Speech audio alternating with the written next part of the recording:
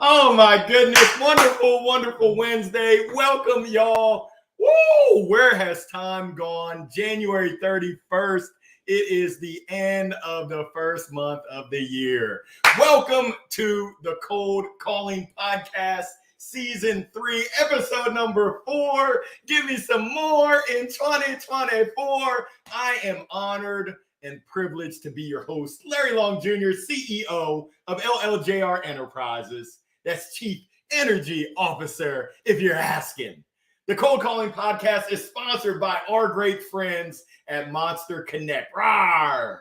Leveraging technology, leveraging human resources to deliver actual conversations to B2B sellers. Can you hear me now?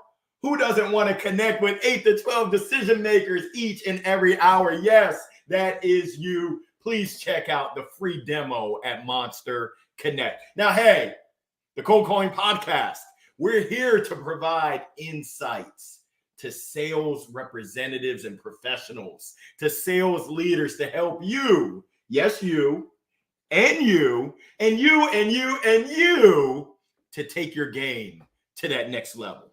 Now, it's truly a wonderful, wonderful Wednesday. I'm humbled, I'm honored, I'm excited, and I am thrilled to welcome our next guest. She's the co-author of Go for No, hashtag Go for No, a publisher, a speaker, a virtual trainer focused on reprogramming the way that people think and feel about rejection to sell, serve, and succeed in business and in life. She's been assisting sales pros around their mindsets, their perceptions of rejection and failure, guiding them to be at their best, both professionally as well as personally. Woo! During this exciting episode, we're going to talk about fear cold calling, handling rejection on a cold call. Can you hear me now? Or are you still there? Hello?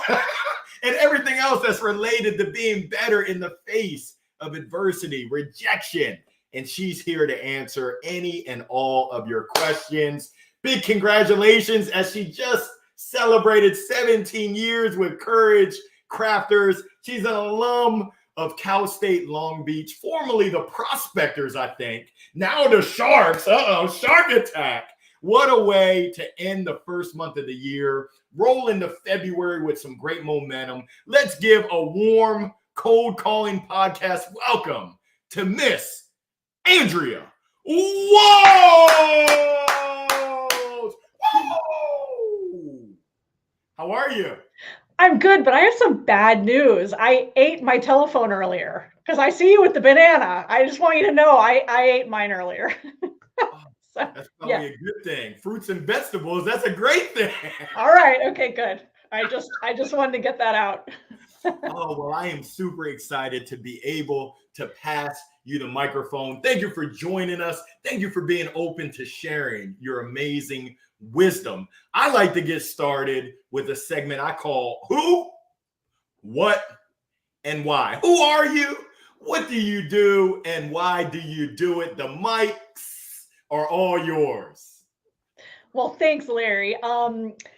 Yeah, who am I? Well, I guess I'm an entrepreneur first and foremost. And I never set out to be an entrepreneur. I got a Bachelor of Science degree in criminal justice.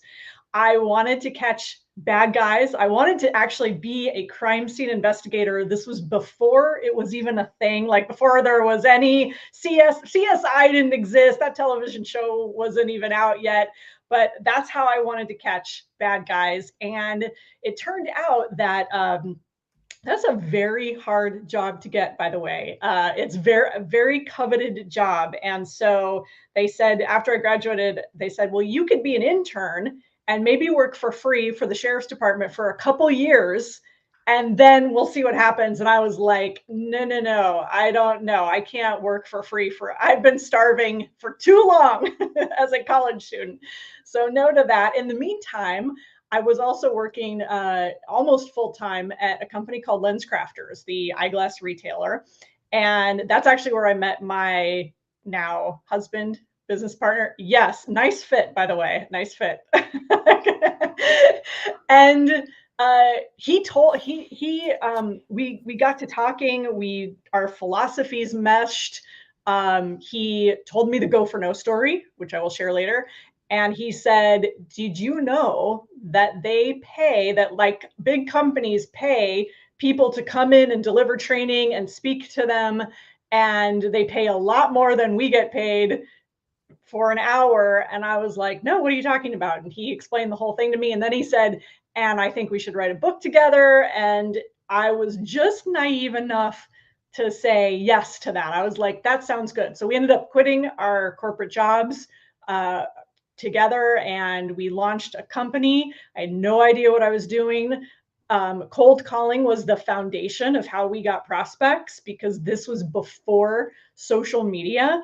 So I learned how to pick up the phone with no and no one's watching me. No one's guiding me. I'm just getting on the phone doing the most horrible job. And I can tell you that it doesn't matter how perfect you are or the script or anything else. If you are on a mission, you talk to enough people and you allow yourself to get better, you will. But anyway, we'll talk more about that. And that was 25 years ago now, Larry. And so I guess the who is, I say entrepreneur first. I'm also a dog and cat mom, a wife and business partner to my husband Richard. We're a working team. We're a 24/7 couple. People think we're crazy, but we get along really, really well. Have the same mission. And the why I do what I do for Go for No is, and we've been doing this now for so long, is I think that fear of rejection and its companion, its sidekick, fear of failure, they're kind of two peas in a pod. I think those two things are the single biggest things that hold people back from going after what they want in life. And I think it's a tragedy. And I love to see people have a mindset shift, an epiphany, when we teach them to go for no, that I am now addicted to it. I am addicted to watching people have epiphanies. And so that's why I do what I do. Wow, that is amazing. And what an amazing and fantastic voyage you've been on. From crime scene investigator, CSI, to lens crafter, to going for no. I can't wait to hear the go for no story, but I want to get started with you and I met through a colleague, Danielle Cobo, who's a past guest. And I've been following you for some time. We've been linked in for a while now, but I'm just curious because Danielle's got a book coming out February 21st. Way to go, Danielle. How do you know Danielle? What's that connection? So Danielle and I haven't known each other all that long either. And I can't not remember exactly how we hooked up, but I was on her podcast last year. I was on her podcast, and then she was asking for advice on because she's going to do her audio book next. And so I recommended a resource for her audio book. And again, Larry, I have to say, this is what happens when you're a dinosaur in the speaking and training industry. You give a lot of advice and a lot of even unsolicited advice. Here, let me tell you this. Oh, that's amazing. Small world. For all of our listeners and viewers, the power of relationships, the power of connections. We're so happy to have Andrea here with us due to Danielle. Now, I'm curious. Please tell us the Go for No story. Where did that come from? So the Go for No story is a story about Richard's experience selling suits for a living. And he shared this story with me while we were still working together, still employed.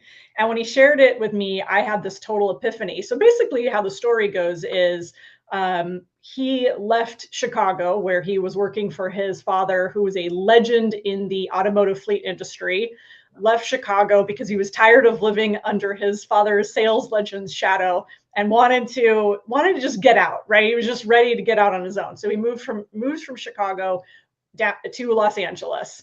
He gets a job selling suits for a living. And because mainly he didn't think he was a very good salesperson, and he figured that, and he had to, by the way, he had to learn cold calling in Chicago, and just could not wrap his brain around. So he said, I'm going to get a job in retail, because in retail, I don't have to go out and cold call for prospects. People will come into me. Selling will be so much easier. But then he was failing anyway. And so the district manager, this guy named Harold, was scheduled to visit the store. And Richard is hoping now, even though he's failing at this new job, that maybe when the district manager comes, he can impress this guy and it'll give him some more time to, improve his sales. So the guy shows up, they have donuts and coffee that morning, and in walks the first customer. And this customer announces that he wants to buy an entire wardrobe of clothing. And Richard was the first salesman in that morning, so he got to help this guy, and he proceeded to have a great sale. It was like a suit and a sport coat and all these items. It comes to $1,100, which doesn't sound like much in today's money, but back then, now this goes way, way back, it would probably be like spending $5,000 today, probably five grand, right? So he has this great sale, and now he's now convinced that Harold, who saw this great sale, is going to congratulate him, and he's waiting for the congratulations. Harold doesn't say anything. Finally, they're standing side by side, and Harold says, that was a nice sale. And Richard said, yeah, did you see that? $1,100. I sold that guy a suit and a sport coat, and starts listing all the items. And Harold's like, yeah, I saw it. Really good. But I do have a question for you. And he said, by the way, yes is the easy part. It's all on the sales ticket. All we have to do is see all the yeses. He said, let me ask you this question. He said, out of curiosity, Richard, during that sale, what did that customer say no to? And Richard had to sit back, and he reviewed this whole sale in his mind, and he's thinking of all the stuff he showed that guy. And the guy said, I wanted to buy an entire wardrobe. So he goes, Harold, that guy didn't say no to anything. Everything I laid in front of that man, he purchased. So Richard's kind of annoyed by this question. He's like, what do you mean? What did he say no to? And then Harold said, I watched you sell. You're not half bad, but your fear of the word no is going to kill you. And he also made the point, he said, and by the way, since you never heard no, let me ask you this question. How did you know he was done? And that was the question that really hit Richard like a gut punch. And he realized that he didn't know. He had no way to know that customer was done. When that customer had reached his mental spending limit, which back in the day was about $1,000, because he was not making a lot of money at the time. When anyone got to $1,000, you were done. Like, he would just shut the sale down. It was like, okay, good. Let me ring you up and send you on your way. And so Harold basically taught him this go for no philosophy. He said, you just need to get over your fear of the word no. And when Richard tells this story, Larry, when we're on stage together and he tells it, he likes to say that he didn't know if he had what it took to succeed, but he knew he had what it took to fail, that he could hear no more often. He could get people to say no to him more often. And in doing so, get more yeses. And that's exactly what he did. He became an award-winning salesman, not overnight. It took him a whole year. And he eventually worked his way up into sales management and leadership, and had a lot of different jobs. And our background, our specialty actually is retail. Like both of our background is retail sales. And when we launched our company, we were working with, our clients were retailers. They were like the biggest retailers, anybody you'd see in the mall. But I will tell you that when he told me the story I just told you, my epiphany was, oh my gosh, I don't like hearing no either. And I actually thought I was an excellent salesperson. I was like, what are you talking about? I don't have a problem hearing no. People can tell me no all day long. I don't care. It's fine. I'm like, whatever.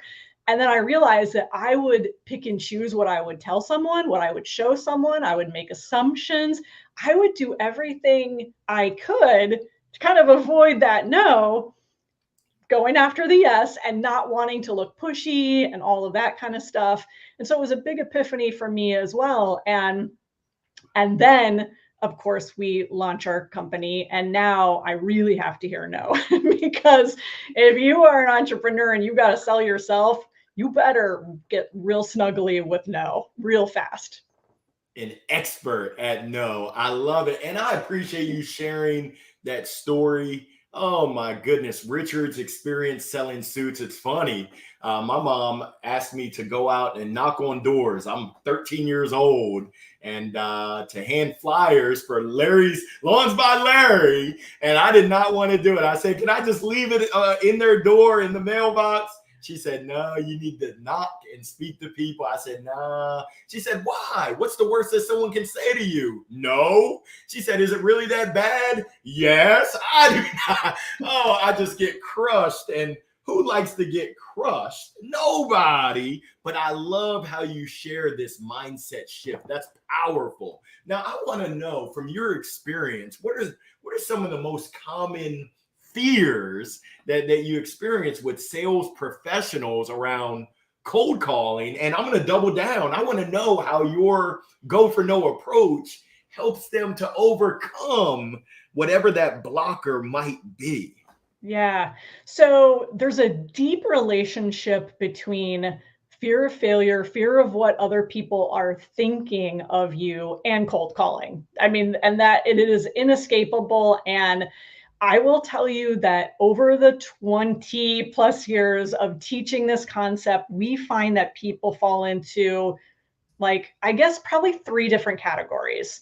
The first category is if we go speak to a room of, let's say, 1,000 people, there's always one person who comes up afterwards who's like, hey, I just want to tell you guys that was a great presentation. I have literally no fear of the word no. People can tell me no all day long. They have told me no all day long.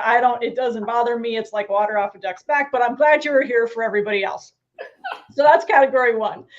Then there's the middle category, and it's almost like a bell curve. So you got the very tiny first category, then you have the middle category where people hear go for no, and they hear this idea that you should intentionally increase your failure rate, that you should intentionally be willing to go out of your way to hear no more often, having faith that the yeses are out there. And that when you do that and you do it enough, you kind of start to numb, you start to desensitize yourself, you start not to take it so personally, and you push through that fear and anxiety, because that's really what it is. And we are hardwired and biologically wired to care about what other people think and to not want to fail, not want to look foolish. So it's like these are the people that they were probably the kids who, when they got put on the bike, it was like, okay, I know I'm going to fall off a couple times, but I'm going to do it because it's worth it.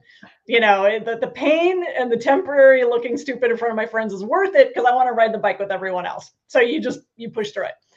And then, Larry, there's like the final group, which are people that they get it totally intellectually, they buy in 100%, but they're, like you said, there's the block. And what the best way I have found to help people work through this block is, and you wouldn't want to do this with, of course, your highest value, highest quality prospect, but I tell people, you have got to go out and fail. You have got to go out there and crash and see, as Jack Canfield defines self-confidence, it's the successfully survived risk. You've got to go out there and crash and burn and see, I survived, I'm still in one piece, and what did I learn? And that's the only way. And I beg people, because they think I want them to go out and succeed and come back with a yes. And I say, I want you to go out and mess up. Bring me something interesting. Tell me what happened. Tell me how awkward it was. Tell me you just crashed and burned, because at least you did it. That's the fear that we have to work through, that we have to desensitize ourselves, because that's what everybody is ultimately the most afraid of. So do the thing you fear the most, see that you survived, and make it through the other side. Wow, that's powerful. Now I want to dig deeper, okay, because you started getting into it, but I want to know, what are some of those top strategies for handling rejection, that fear and anxiety that you talk about, especially when it comes to cold call? I think they call it call reluctance, that 500-pound phone. I can't lift it. I can't make that call. I'll share with you, I'll never forget, I was selling to accounting firms. This gentleman in New Jersey said, Larry, I got something for you. I thought I was about to hit the little bell ding because I got to sign up. He said, I want you to put on a pair of concrete shoes and jump off a bridge.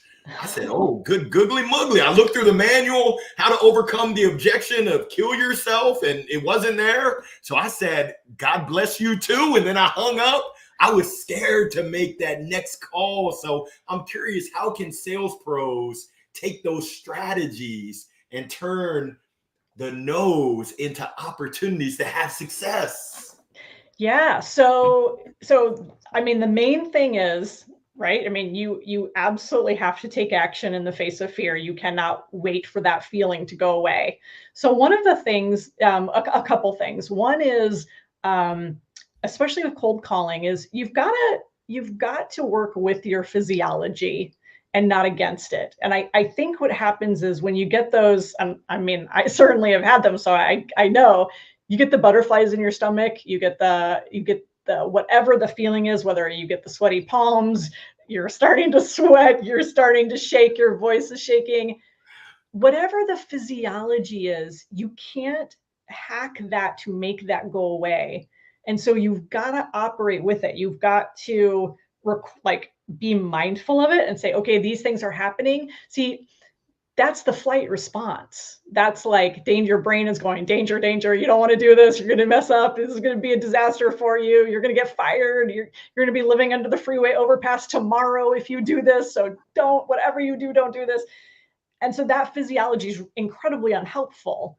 And so you've got to be mindful of what's happening and breathe through that. I think that's really the biggest thing, is battling your physiology.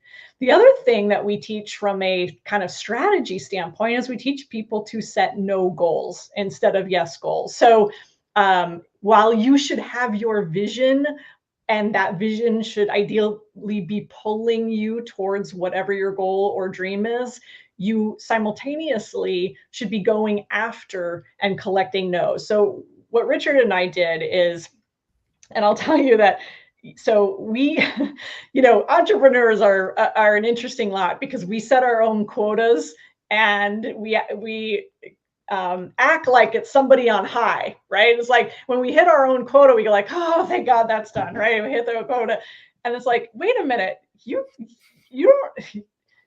are the boss. Why don't go do as much as you can? Why are you stopping now? So we were finding that we were just always kind of just making ends meet.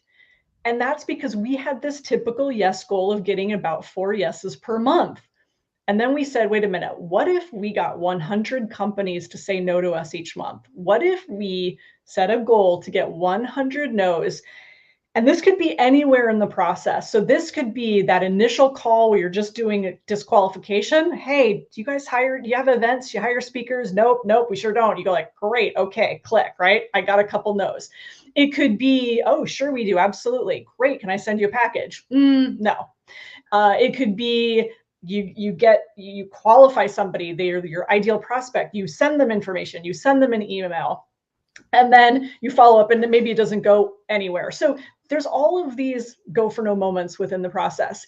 What would happen if we could collect 100 no's in the month? And when we implemented that, we had more business than we knew what to do with. And at the time, I was the sales and marketing person, and Richard was doing all the delivery. He's the gifted speaker of the two of us. And he was fine. He was like, I actually can't deliver all this. Like, you've done too well. Because before, it was like when I would get a yes, I'd be okay, done. Now I can kick back and we'll wait till next month, and I'll start again and start the prospecting and start putting people in the pipeline.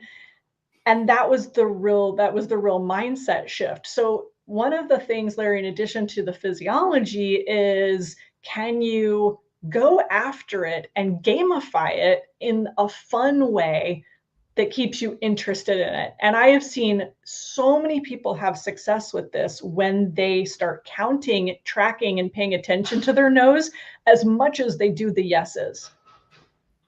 That is powerful. I love that. So you're telling me I should intentionally go for no. I'm seeking out all the no's, hundreds and hundreds and hundreds and thousands of no's. You got to hear no. So here's the thing, because here's what we have discovered, and that is, if you go to bed at night and your head hits the pillow as a salesperson, as an entrepreneur, and you didn't hear one no to anything, then you didn't ask enough.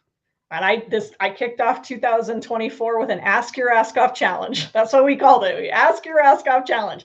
It was just simply practicing the art of asking. And we talked about asking in every form, asking when it comes to closing, asking when it comes to disqualifying a prospect, whether you're calling, texting, whatever, asking within the sales. So there's all those opportunities to collect no's. And certainly when you're cold calling, right, there's a ton of opportunity to collect those no's, whether you're just qualifying the person or you're trying to get that meeting, or there's some other thing where maybe you've reached out to them, you're following up again. Now you're asking who else is involved. Maybe you need to get another meeting with a few other people. So there's so many opportunities to do that. And that's, if you didn't hear no, then you're probably not maximizing your potential. So one of the funny thing, you hear an apple a day, right? An apple a day keeps the doctor away. I like to say one no a day keeps a bad business away. I love it. I love what you're talking. I'm scooping it up. That shift in mindset, shift in perspective. I work with a coach.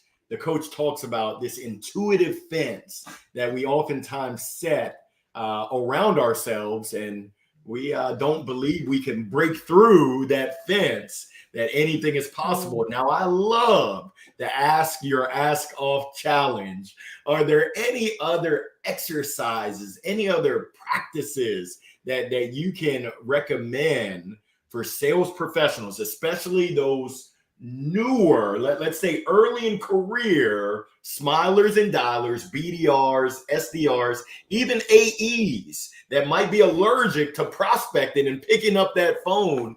How can they get more comfortable with rejection? I love setting the no's goal, challenging yourself to ask your ask off.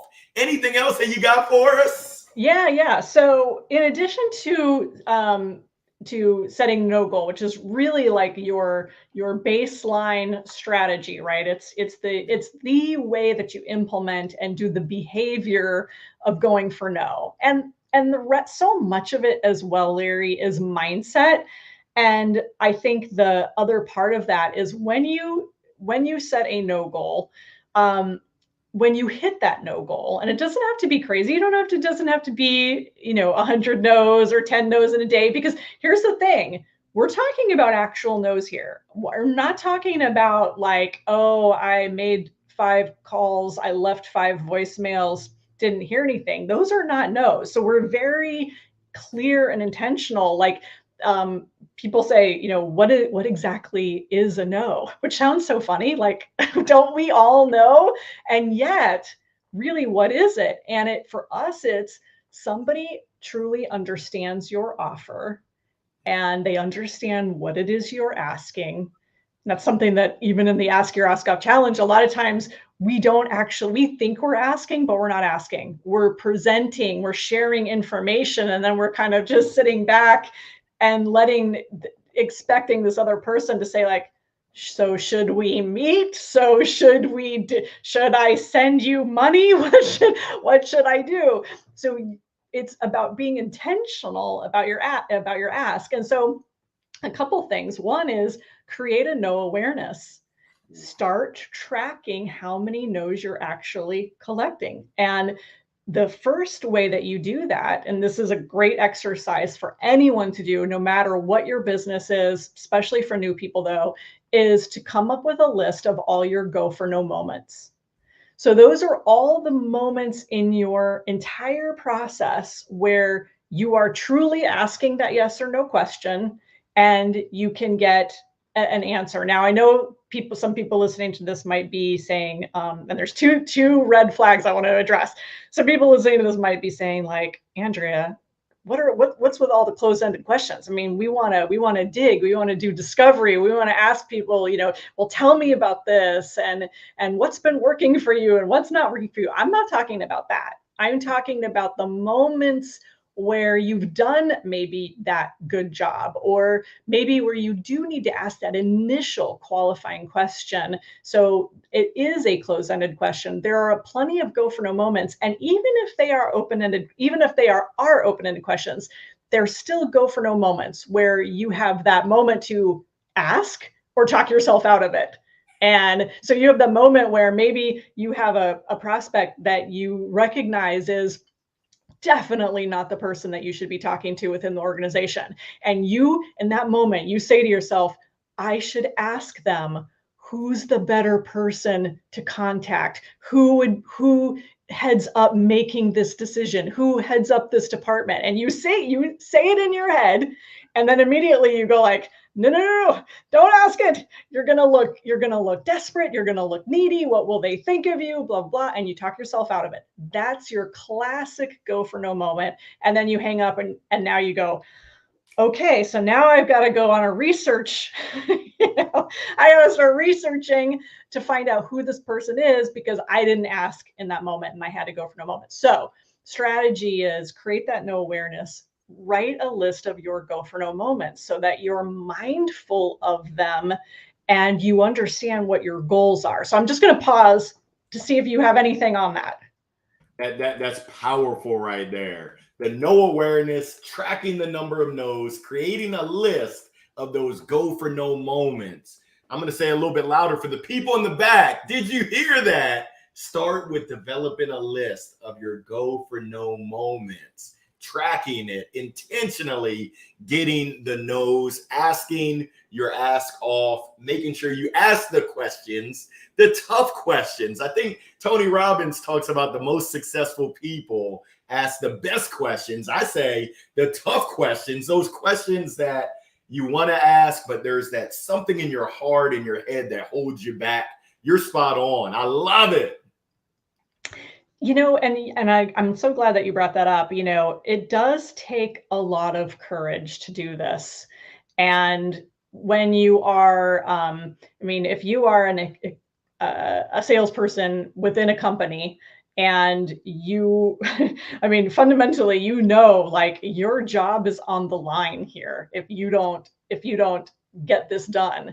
And I will tell you that for me, as an entrepreneur doing this, there was only two choices. It was either business dies and doesn't go anywhere, or I make the calls. That's when your back is up against the wall. You have to make a decision. And so, yeah, it's not easy. It does require a certain amount of courage. So I would encourage people to make that list of go for no moments, create that no awareness. And then when those moments arise, it's the opportunity. You've got to take it, you've got to practice it, and you've got to do it often enough that you do have a certain amount of numbing yourself to know, experiencing whether it's somebody getting annoyed with you enough to say, okay, it's no big deal. Like I survived it. And you may say like, hey, can you point me in another direction? Is there somebody I should be talking to? And the person oftentimes will be annoyed because they don't want to do, your job for you. And they'll say, no, I don't know who that is. I don't have time to babysit you and help you do your job. So no. But you asked, and this is where the final piece comes in, Larry, which of this whole kind of formula, and that is you've got to celebrate your activity more than you celebrate your results. And it's great that, let's say you made that you executed on that go for no moment, you make that ask, you get a name, and now you're off, and the deal isn't dead, and you've got a next opportunity, and now you've got somebody else to call, which is fantastic. That is what the result that we want. And that's why the subtitle of our book, Go for No, by the way, and I promised I would get back to this second red flag in my head. I knew I was coming back to it, is yes is the destination, no is how you get there. And so we never want, I don't want everybody to think like you should expect to hear no. We're not talking about expecting to hear no. Go into every interaction with yes energy. Like go into it with a positive expectation, yes energy. There's no reason you can't get a yes. No reason at all. Every interaction, every call you make is a new event, right? It's like taking a roll on the roulette wheel. It's a new event, doesn't have anything to do with the last one, no matter what you may think. And so it's a new thing. But expecting, no, accepting, yes. We want to accept that it's part of the process, and that we all go through it. You're not alone, and that the more you do it, the more you are better. You get better both tactically, like with your strategies, but also emotionally. It's the only way to build up that resilience is to move through that. And yeah, I mean, I had people hang up on me. I had people super annoyed with me. And is it pleasant? No. But once I learned to pay attention to my physiology and say, hey, the sweating, just going to be there. The shaky voice, just going to be there. Doesn't matter. You've got to do this. What are the choices? And so, so the final thing, Larry, and then I totally want to hear your comments on this is, and this is where I was wrapping up, is celebrate. You've got to celebrate the attempt. You've got to celebrate the activity. You've got to celebrate the no's as much as the yeses. Oh, you're spot on, and I love it. Oh my goodness, we are knocking out the nose. We're taking our lumps, and we're getting comfortable with taking it in the chin and celebrating the process that we go through. Now, I played baseball in college, University of Maryland, go Terps, and I love what you said, how every opportunity is a unique opportunity. It's a new at bat, a new spin of the wheel in Vegas on the roulette wheel. It doesn't have anything to do with the last interaction. The last thing I'm going to mention, this really stood out. My coach shares with me, healthy people ask for exactly what they want. And oftentimes, I haven't been healthy. I knew what I wanted, but I wanted to sugarcoat it. I wanted to position it perfectly where I didn't get a no, because no would break my heart. So I'm curious. Can you share a success story? I would love to celebrate someone, and you don't have to say their name, but I would love to hear someone that was impacted, was transformed by this shift of the mindset of going for no. Please share. Yeah, we've had so many transformational stories over the years. And so one of my favorites is, I'll tell two. One of my favorites is, he's the most obvious, Ray Higdon, who is our co-author on Go for No for Network Marketing. And he read the book and he was like, okay, so I'm just going to hear 20 no's a day. And he said, I'm not going to pay attention to like the no's. I just want to find people who are interested in working with me and interested in learning about my business. And he said, I asked everybody. I asked my kids' crossing guard. I asked people at the laundromat. I collected the business cards at the car wash. He's like, I asked. And out of, he said, I would get, sometimes I'd have 18 no's. He goes, I would pick up the phone at night and he goes, I would call somebody and just say, just tell me no so I can go to sleep. I mean, and he said it was not easy, but I didn't wait until I felt like doing it. I did it every day without fail. And he became the number one income earner in his company. And then eventually we end up meeting and we ended up co-authoring, this book together because of his willingness really to fail, his willingness to understand that failure and success are opposite sides of the same coin. If you want, and I'll quote my good friend, George Campbell, who is a professional speaker as well. And he says, if you want more success, you've got to be willing to fail. They are a package deal. You can't have one without the other. If you want more of one, you're going to experience more of the other. If you want more yeses in your life, you've got to be willing to hear more no's. That's just the reality. And so, and then so many really cool stories, Larry, of people. One of the fun things I do is these Go for No 21-day challenges. I've been doing it for now for a couple of years. And basically what a 21-day challenge is you challenge yourself to see how many no's you can collect in 21 days. Really simple. And you track it. And there's different categories of no's and things. But really it's to create that no awareness and to get people into the behavior of asking when they may not have otherwise, right, wanted to ask.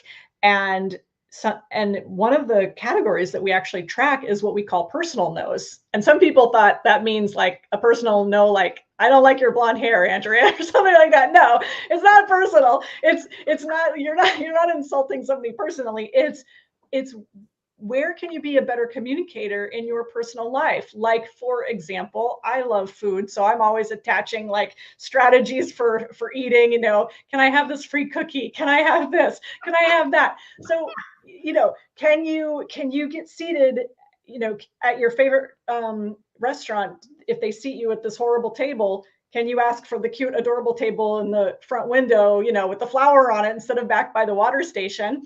And so many of us, because we were raised to be polite, don't be aggressive. If somebody has something, they will offer it to you. You don't go and ask for it.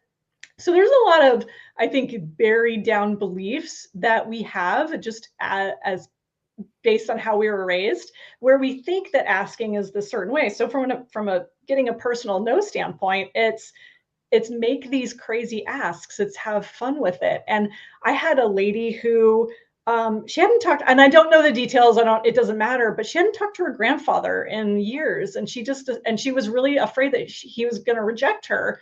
But she just decided it was a personal no challenge. So she said, I called him and we had a great conversation. So, I mean, people can transform their lives when they're just willing to ask and to experience that rejection. And it can be painful, right? It can be.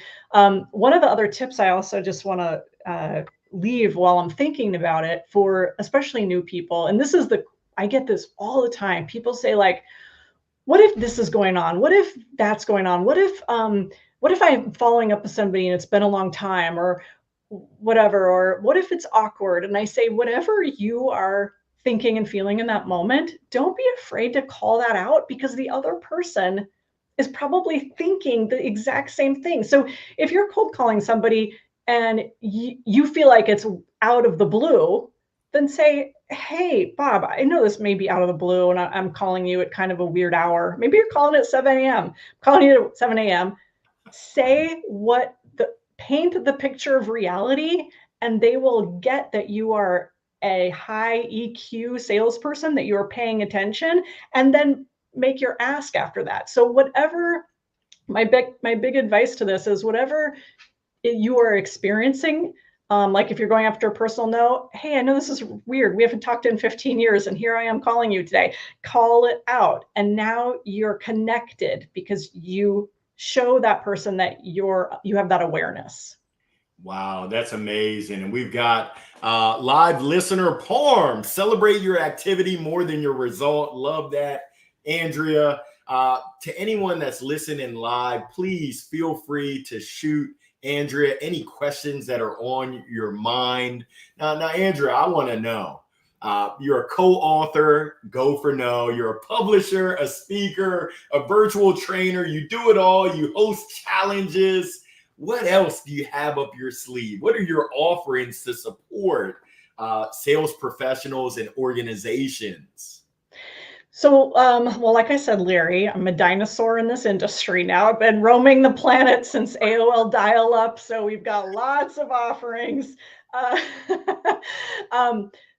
So probably the big thing is, back in the day when we had our we created a Go for No training program on CD. We have now moved it on the line. So it is on the line, where you can go through mastering Go for No. And so much of, I think, the mindset behind Go for No is about mastering fear, and it's about mastering fear of failure. And it's really becoming someone who embraces failure and sees it positively. So we spend a lot of time on that. And I think sometimes people might think, who cares about failure? Like, this is just a cliche. Everybody, fail fast and fail forward and all of these great things. And no, because if you then start going for no, and you don't see the connection between failure and success, you'll automatically talk yourself out of it. And you'll say, this doesn't work. I want to go for yes. I want yeses. And I'm here to tell you, it's the same. They're the same thing.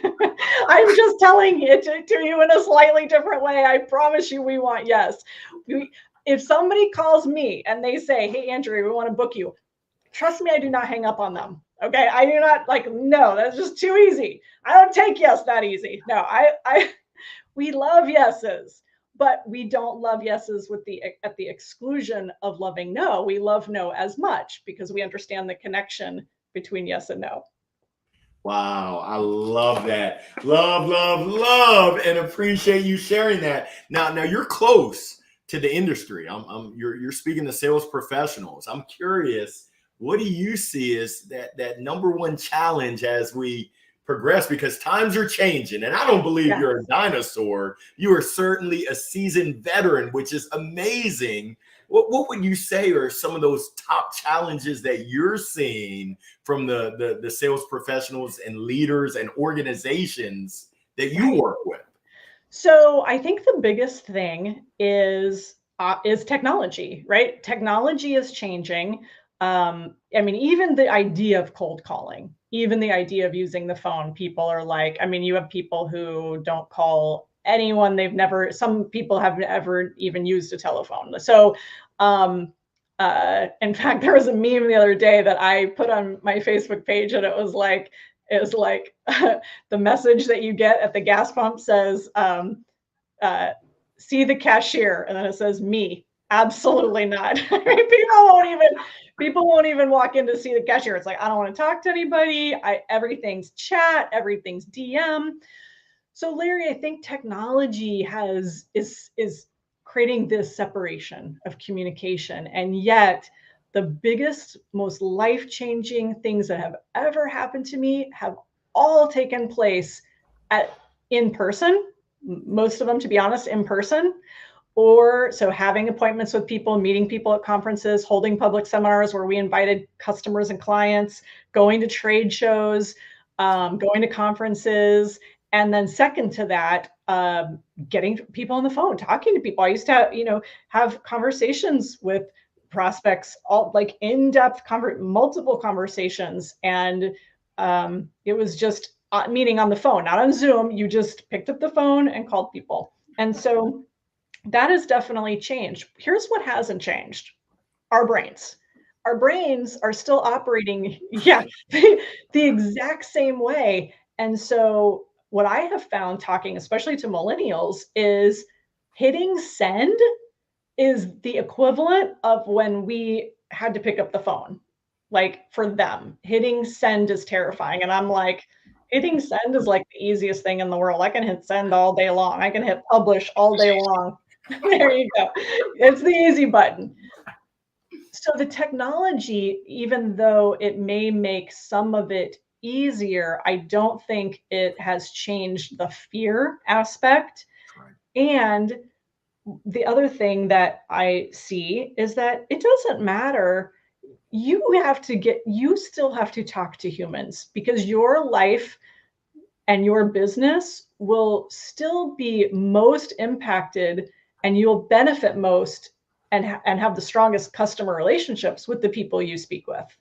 I mean, that's just a fact. So if you think that you're going to be a great salesperson or have a great business or be a great entrepreneur and do it all from a screen, you will lose to the people who are willing to get out there and put themselves out there. So you cannot hide from technology. That's the biggest thing I would say is, yes, all these tech tools are great, but you can't hide behind this technology, and you'll still have the fear too.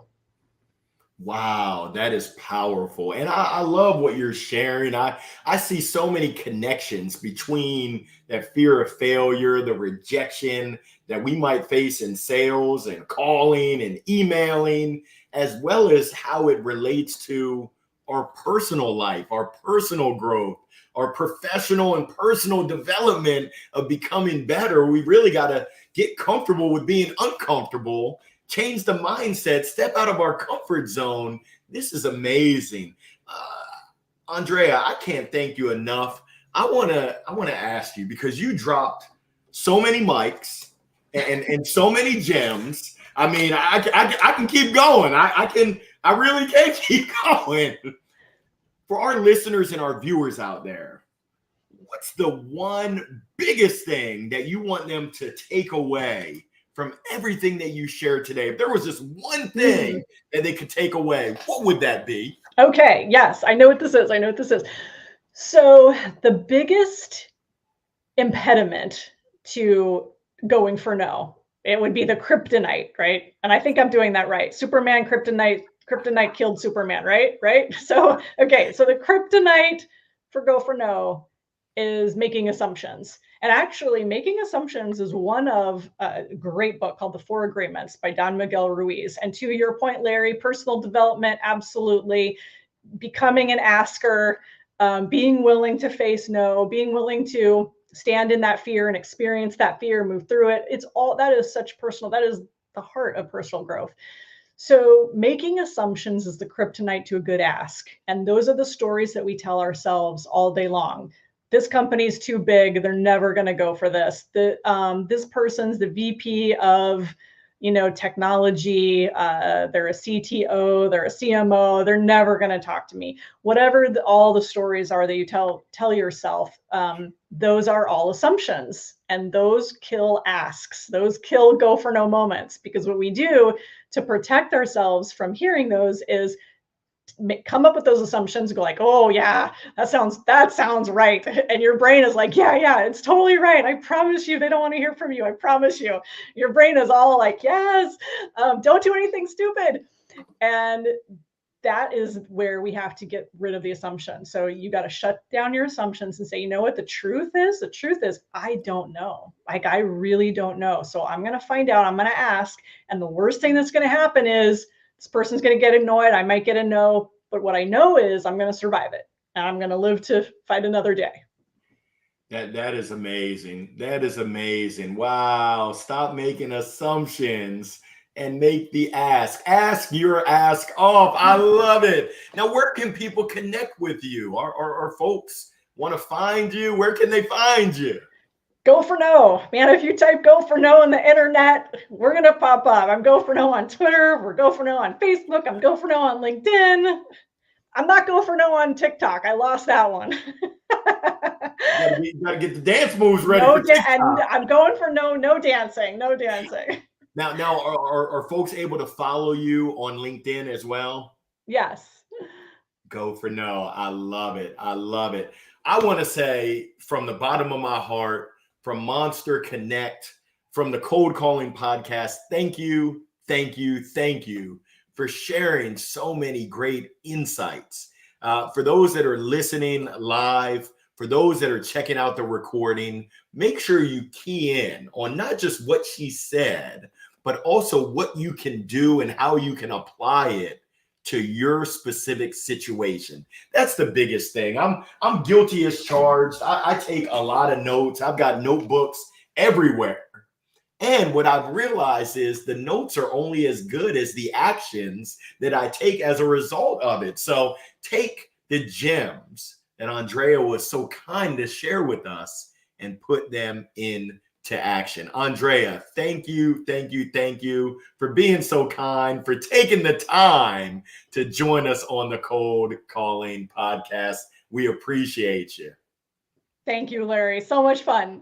Oh, likewise. Now, hey, I want to remind each and every one of y'all, please make sure you subscribe. Make sure that you follow us. Make sure you join us next Wednesday, February 7th. Whoa! Time is flying. Same bat place, same bat time, 1 o'clock Eastern, 10 o'clock Pacific, as we welcome another very special guest. We've got world traveler and procrastination expert. Oh, we've got a theme here. Oh, don't hesitate. Don't let the fear freeze you. But we've got procrastination expert Patty Johnston joining us. We look forward to seeing you next Wednesday. Thank you again. All the best, continued success, and happy selling. Bye for now, y'all.